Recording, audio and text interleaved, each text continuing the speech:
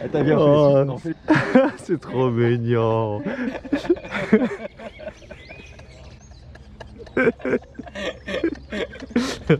Qu'est-ce que c'est mignon. Rapprochez-vous.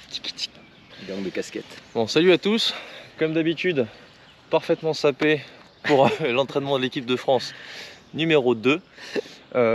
Donc objectif champion du monde à l'île Maurice en juillet. Aujourd'hui on va travailler le putting et le petit jeu principalement. Pas que, on va aller sur le parcours après. Donc un petit coucou. Bonjour les followers. Il est incroyable. Donc, vous avez vu la petite attention qu'ils ont eu pour moi juste avant, c'était très mignon. S'ils savaient comment ils vont en baver, ils auraient peut-être pas forcément fait ça. Donc putting et petit jeu, on remercie le golf de la Cano qui nous accueille aujourd'hui. Et puis let's go, c'est parti. Allez, feu.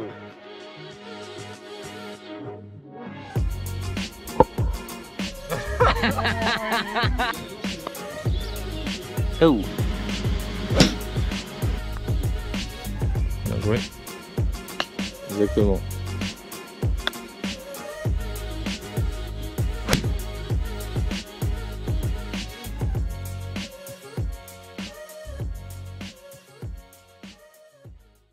Alors l'idée pour commencer, ils ont placé 5 tirs en étoile autour de trous, à peu près à 1,80 m, 2 m, donc ici et ici. C'est un putting qui est très pentu, c'est pas pour rien. Je vous laisse faire une série, vous prenez votre routine, essayez d'en rentrer le plus possible sur les 5 balles, sur les 5 situations. Ensuite on en discutera un petit peu et je vous observe. Donc là c'est les putts qui sont très importants, qui vont permettre de sauver les parts après un premier putt pas donné ou après un chip plutôt bien exécuté. Donc c'est des distances qui vont être primordiales pour le scoring, ou après un coup de fer d'ailleurs hein, pour birdie. Ou pour triple, hein, on s'en fout, en tout cas c'est des putts qu'il faut rentrer. C'est les putts on va dire où on a une chance de rentrer véritable, mais en même temps une chance aussi de le rater parce qu'on est quand même suffisamment loin pour le rater tout simplement.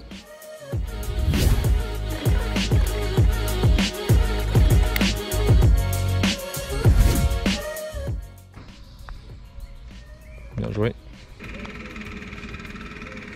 Dommage. C'est quoi cette balle là, sérieux? C'est une 500 je crois. C'est des balles que tu vas jouer? Non, ça va celle-là. Bah essaye de jouer des balles que tu vas jouer. Je les ai pas dans mon sac. Je les garde pour les grands moments. Oh là là. Parce que la balle rose là. Bien joué. Donc là je leur ai demandé de changer de trou. Rémi en a mis 1 sur 5, Benoît 3 sur 5, ce qui est bien à cette distance. Il est largement dans le ratio. Là entre 2 et 3 c'est plutôt normal et 3 c'est mieux que 2 évidemment, 1 c'est pas assez. Et pour le coup j'essaie d'observer à quelle vitesse ils rentrent leurs putts surtout. C'est ce qu'on va essayer de travailler aujourd'hui. Et je vais travailler le dosage avec eux à ces distances. Bien. Bon on se met là parce que du coup il y a un petit peu de bruit là-bas. Après cette première salve de balles, j'interroge Benoît et Rémi sur leur vision des ratés qu'ils ont eu lors de leur série.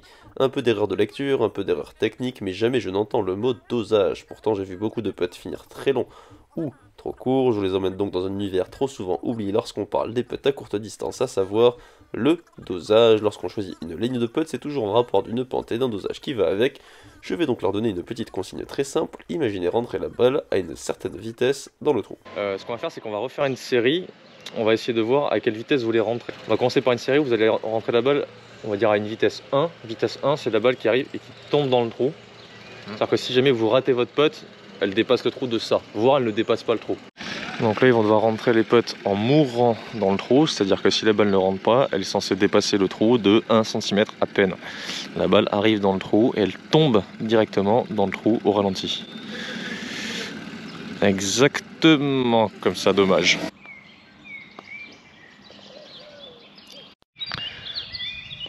Oh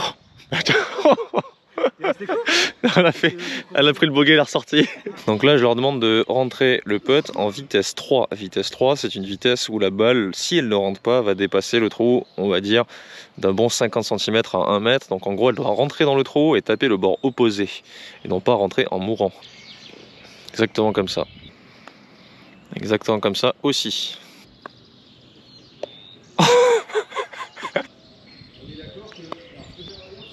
Oh, dommage. Donc on a fait vitesse 1, elle arrive en mourant, vitesse 3, elle arrive très fort. Quel est le plus simple? Ouais, 3, mais il y a des risques après de faire un peu de plus. Mais Si on imagine que les bogeys ne sortent pas les balles, ça aurait fait 5 sur 5 sur cette série-là. Donc finalement, du coup, meilleure réussite en attaque en plus. Ok. parce que ça annule un peu les pentes. Ouais. Par contre, beaucoup plus dépendant de la faire rentrer plein milieu, sinon ça fait des virgules. Est-ce qu'il y a des putts sur lesquels vous étiez à l'aise et d'autres pas à l'aise avec cette vitesse-là, vitesse 3? Bah, les putts en descente. Je suis pas serein d'attaquer franchement un putt en descente. Et inversement, en montée? En montée, ouais, par contre. Donc là, ce qu'il faut comprendre, c'est qu'en fait, l'intention de vitesse, ça va dépendre de la pente que vous allez avoir. Si c'est un putt très en descente, en théorie, il vaut mieux se rapprocher de la vitesse 1, parce que si elle ne rentre pas, évidemment, elle va finir 2 mètres derrière. Si vous avez un putt qui est en montée, ça va plutôt être vitesse 3. Du coup, la vitesse 2, on l'a pas faite, on l'a pas encore fait, mais à votre avis, elle va être utile dans quel cas? Latéraux. Par exemple. Donc vitesse 2, normalement, c'est une balle qui va arriver dans le trou sans taper le bord opposé, sans tomber non plus en mourant. Vitesse 2. Alors vitesse 2 sur un putt en descente comme ça, par contre, il faut se rendre compte que c'est pas la vitesse qu'il faudrait mettre normalement. Elle serait plus vitesse 1 et ça, c'est pas du vitesse 2, ça c'est du vitesse 4 ça. T'es en montée, tu finis 1 mètre derrière, c'est qu'elle arrivait très très forte, je pense. Ça, c'est parfaitement vitesse 2. Vu qu'on en chie, il faut aussi voir le professionnel à l'heure. Putain, mais c'est horrible. Ça sera pas coupé au montage, ça. J'arrive. Et oui, mon gros nul de Rémi, il faut prendre plus de pente. Cette fois. Putain, mais c'est un truc de ouf, quoi. Pas mineur. Au-dessus. Ok. Tu le veux comment? Vitesse 1, 2 ou 3? 2,5. 2,5. Ouf. On a les élèves qu'on mérite. Alors on a fait vitesse 1, 2 et 3. Après avoir essayé toutes les vitesses sur chaque putt, je leur demande de faire une dernière série en imaginant très fortement dans leur routine et leur visualisation à quelle vitesse justement ils veulent voir leur balle rentrer dans le trou, s'en imprégner, et très important pour la confiance, la précision de votre imagination fera la précision de votre coup. Donc là, il faut imaginer la balle rentrer au ralenti, dernier roulement. La logique voudrait qu'il soit tout droit, et si elle rentre pas, elle dépasse le trou à peine. Donc là, c'est mise en mouvement, très très bien. Donc même avec l'intention d'y aller tout tranquille, tu vois, elle serait quand même barrée un peu loin derrière. Donc quand c'est en descente comme ça fait le taf tout seul. Donc là, je mets la situation, je laisserai Rémi faire la sienne. Donc en gros, c'est très simple. 2 mètres, pas de 2 mètres, une petite zone assez large parce que du coup on s'en fout de la pente. Et par contre, à peu près la largeur d'un trou, à peine plus large qu'un trou. Et l'idée c'est d'essayer d'en mettre le plus possible dans la zone, si possible 5 de suite. Donc là c'est littéralement du dosage, mais à 2 mètres. Ce qu'on fait pas forcément souvent, alors pourtant c'est très utile. Nul. Donc c'est bien, mais c'est pas bien. Donc tu vois, c'est tout con, hein. C'est un bon putt. Et c'est ce qui fera peut-être la diff entre un putt qui rentre ou qui rentre pas. Évidemment.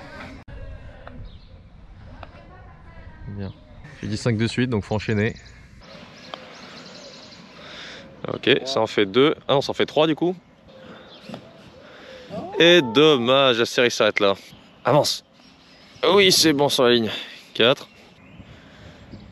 Et 5, validé. Bravo.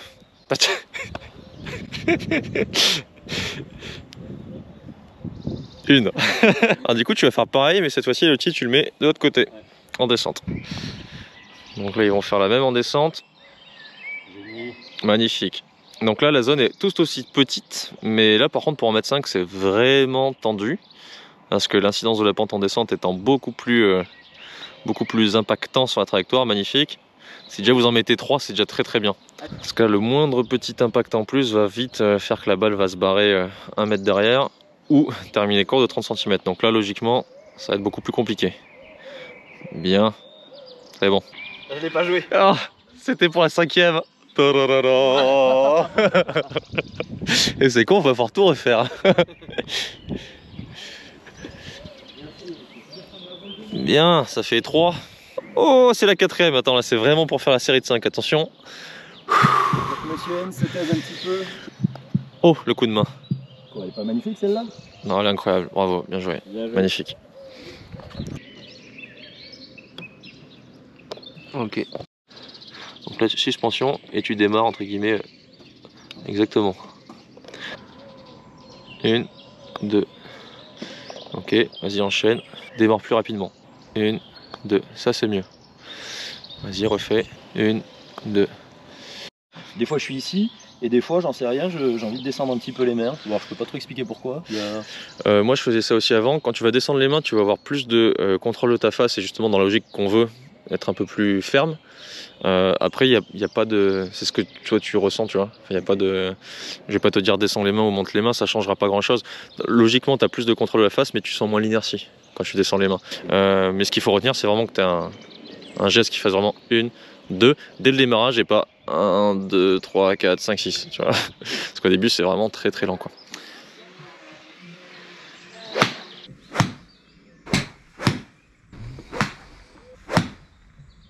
Alors, on va faire un travail différent. Je vais commencer avec Rémi. Après être passé par la case putting, nous allons au practice pour voir une ou deux choses sur le swing de Rémi et Benoît. J'avais déjà commencé à triturer Rémi sur son swing, éviter l'ascenseur au backswing, montée réduite et plus d'engagement jusqu'au finish.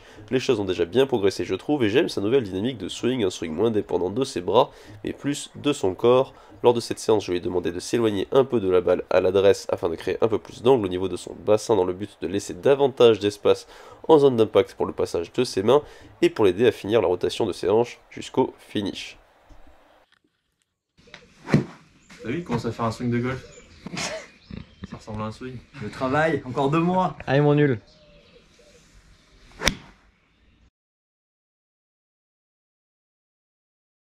J'ai failli te dire pour la première, fais gaffe parce que je pense que ça peut partir en socket pour la première. Allez.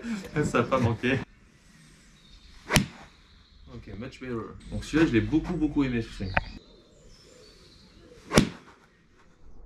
Les deux grosses différences dans le swing de Rémi concernent son backswing, il se redresse moins qu'avant et perd moins ses angles, son côté droit résiste beaucoup plus qu'avant durant cette phase du geste, et sa traversée où il ne se contente plus de lancer le club à travers la balle, mais où il accompagne celui-ci désormais jusqu'au finish. Je le laisse s'entraîner et vais voir Benoît pour lui donner quelques exercices afin d'améliorer sa coordination. Ok, on retrouve Benoît, on a un peu discuté de son système de swing que j'ai décidé, qu'on a décidé de ne pas changer à 2 mois de l'événement parce que s'il est 3,5 4,5 d'index, c'est que... Bientôt 3,5 d'index, c'est que logiquement... c'est que logiquement il y a beaucoup de choses qui sont très bien donc on va pas y toucher. Ce serait contre-productif donc on va le laisser dans son système. Par contre son système est vachement dépendant de son rythme. Donc pour être coordonné il faut qu'il trouve son rythme. C'est pour ça qu'il a besoin d'échauffement. Donc dans cette optique là, faire un travail sur un entraînement justement sur le rythme, où là il va taper 3 balles. Une qui va le faire à l'instant, où il va taper en plein swing en termes d'amplitude, mais à 50% en termes de vitesse. Ok. Une ensuite où il va taper par contre à plein swing normal, donc on va dire aux alentours de 80% en termes d'intensité. Donc là ce sera sa distance habituelle. Ok. Et une pour terminer, où il va taper pas à 100%, parce que 100% ça veut dire qu'il s'arracherait complètement, mais ouais, il va essayer de trouver ce qu'on appelle le point de rupture, où il va garder sa coordination tout en essayant d'en mettre le max de vitesse. Ok. Ah, donc là il a réussi à faire 3 bons contacts, c'est très bien. L'idée c'est de réussir à faire 3 bons contacts, mais 3 balles qui partent dans l'axe malgré tout. Là tu as vu que la deuxième a été parfaite, les deux autres elles sont parties un peu à droite. Bien. Ça va être un exercice qui va être important pour lui, notamment le matin, si il a besoin de trouver justement un peu son rythme et sa coordination avant la compétition. Faire 3 vitesses avec un swing à 100% d'amplitude. Donc version d'après améliorée de cet exercice-là de coordination, tu vas le faire toujours à 100% d'amplitude, mais par contre tu vas faire 10, 20, 30, 40, 50, c'est-à-dire que là tu vas vraiment scinder encore plus, tu vas compartimenter encore plus en termes de distance. L'idée c'est que ton premier swing soit un plein swing qui termine à 30 mètres devant. Donc là c'est le swing ultra lent, sans en zone d'impact ralentir. Il faut que ça soit quand même dans un tempo qui accélère. Donc en gros le poids du club suffit. Hein. En essayant de choper un bon contact quand même. La petite soquette. T'es monté beaucoup trop vite. Il faut que t'aies tout qui soit très très lent. Non, là tu n'y arrives pas. Ouais, c'est chaud. Hein. Ouais, donc là c'est un exercice de coordination tout simplement. Réussir à savoir quel élément mettre en place dans son swing, les bras, le corps, etc. Alors que pourtant on essaye de mettre aucune vitesse, c'est pas facile. Bien. Ouais, t'as pas eu le finish, mais bien quand même. Donc là tu peux aller un peu plus loin et tu montes progressivement et à peu près en une dizaine de balles tu dois arriver au swing à 100% quoi. Donc là, tu as déjà grillé une cartouche. Hein. Là, je pense qu'il y a une distance entre les deux. Ah, tu as ton échauffement du matin. Je suis concentré, j'ai l'impression que... Ouais, c'est pas facile. Hein. Ouais. Bon, t'as fait la même qu'avant, mais c'est bien. T'as Rémi qui, avec sa nouvelle posture et son nouveau swing, est en train d'enchaîner des coups. J'avoue que là c'est straight into the pin. Je vous donne un petit exercice à Benoît où là par contre tu vas pouvoir faire des pleins swings. Par contre je vais être obligé à changer tes contacts. Tu vas me faire un contact clean balle haute, un contact franc normal et un contact vraiment très fort vers le sol avec une balle basse. Ok. Donc là, ouais, clean balle haute. Très clean, hein. Très clean. Respecter la consigne. C'était monsieur propre là. Il n'y a pas eu d'éclaboussure, c'est sûr. On oublie la balle normale, tu me refais une balle clean s'il te plaît. Okay. Donc clean balle haute, tu peux faire un swing d'essai avant pour te mettre un peu l'information quand même dans le cerveau. Si je chope pas le sol, ça va pas le faire. Ok. Là par contre, swing d'essai, tu prends le niveau très franc. Ok. Ok, c'est juste gestion des angles d'attaque quoi. Par contre, du poignet, je m'en sors plus ici.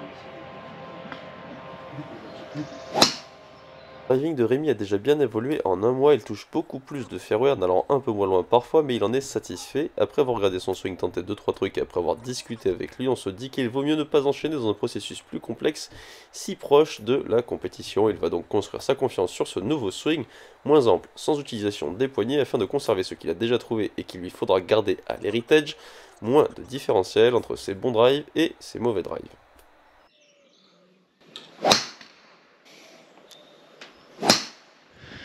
Ok, on se retrouve au chipping. Je leur fais faire une petite série déjà classique, chip basique, quinzaine de mètres, avec autant de roules qu'on veut, autant de vols qu'on veut. On la fait vraiment comme on le sent. Bien.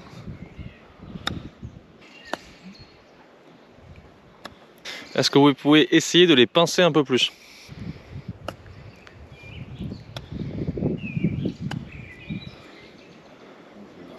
Par contre, t'envoies des ogives là.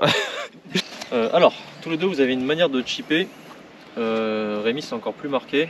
Où en gros, vous ne jouez pas trop l'inertie du club. En gros, vous avez un chipping qui est quand même beaucoup plus mécanique. En gros, ça se voit que vous essayez de lancer la tête de club à travers la balle. En vrai, vous ne jouez pas vraiment avec le relâchement du club qui vient avec le lag. Vous êtes plus à essayer d'imaginer ça. Ça enlève un tout petit peu de finesse ou de potentiel de finesse au niveau des sensations. Parce que du coup, vous surengagez l'inertie. Pour moi, le petit jeu, ça va vraiment être une question de finesse. Si on enlève l'inertie, on manque de finesse. Ça vous rassure sur le contact, j'imagine, d'aller chercher le contact avec la tête de club sur le sol. Moi, je fais ça pour j'essaie de vraiment maintenir la face longtemps. Okay. C'est pour ça que j'essaie de contrôler pour maintenir la face square longtemps. C'est dans mon idée, c'est pour ça que je fais ça. Ok, c'est-à-dire que si tu lags, as l'impression que ça va pouvoir... Ouais, que je vais refermer en fait. Ouais. Ok. Est-ce que vous pouvez faire une série ensuite où vous allez essayer au contraire de ne pas rester trop figé au niveau des poignets, et vous allez laisser le club un petit peu plus vivre, juste pour voir ce qui se passe. L'idée c'est de laisser l'inertie du club faire le taf pour ajouter un petit peu de finesse. Donc là je vais voir du lag. Un peu comme ça. Je vous laisse faire, je vous dis rien pour l'instant, juste laisser le club un peu plus vivre. L'idée c'est justement d'enlever le contrôle. Ouais.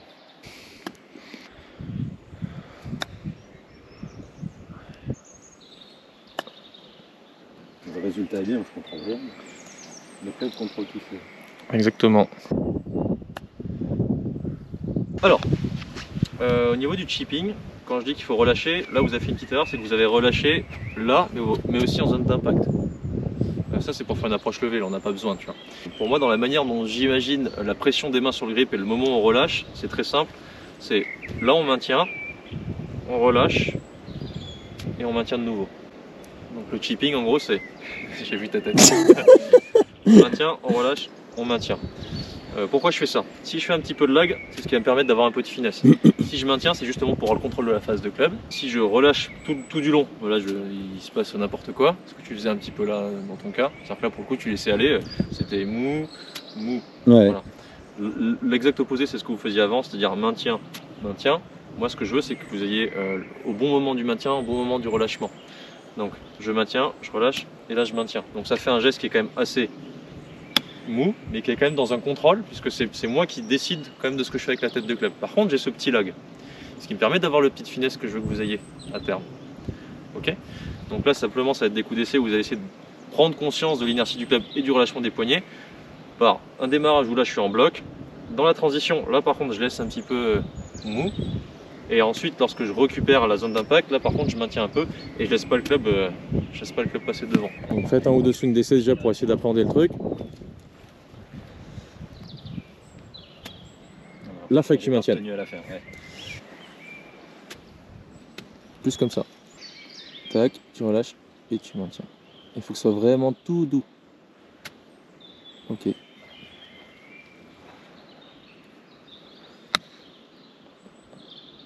Ok. Je suis obligé de. J'ai l'impression de. Tu sais, de baisser d'intensité de fou. Ouais, de réduire le tempo à. Tout à l'heure j'étais à 10, là je suis à 2. Exactement ça. Exactement ça. Exactement.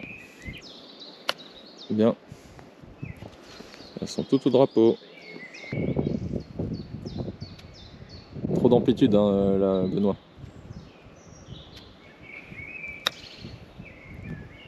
Ok, bien. Dans la balle, dans le lob pourri ou c'est à moi? On va essayer de varier un petit peu. Vous allez viser le drapeau qui est juste devant à droite.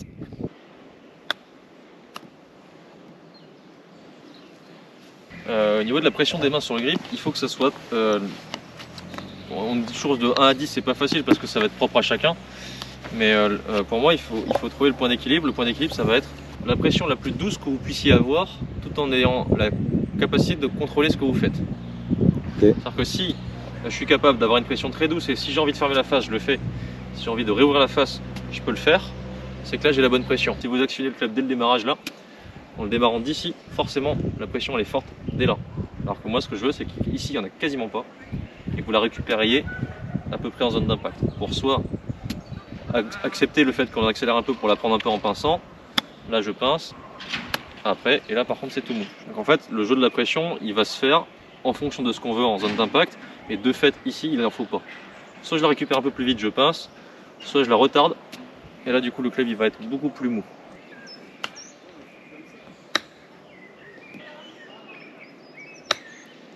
Elles sont bourrées de spin celle-ci. Trop de touch maintenant, ça y est. Ouais, c'est trop de touch. Bien. Ouf. Mauvais point de chute. Donc, petit concours de chip sur 3 balles, en essayant de garder cette intention de relâchement dans la transition et ensuite de maintien. Donc là, Rémi nous l'a fait parfaitement bien. Et maintenant et maintenant. Ah, parfaitement mal. En résumé, Benoît et Rémi fonctionnaient dans des systèmes laissant assez peu de place à la vie du club durant le geste. En leur expliquant ce nouveau système je plante une graine pour qu'ils développent un peu plus de feeling autour des greens, je ne veux pas nécessairement chambouler leurs acquis, juste développer leurs skills en prévision d'un parcours qui, ils le découvriront en juillet, mettra leur petit jeu à l'épreuve. L'après-midi nous irons sur le parcours afin de tester leur concentration, mais tout ça, ça sera dans la prochaine vidéo d'Objectif Champion du Monde.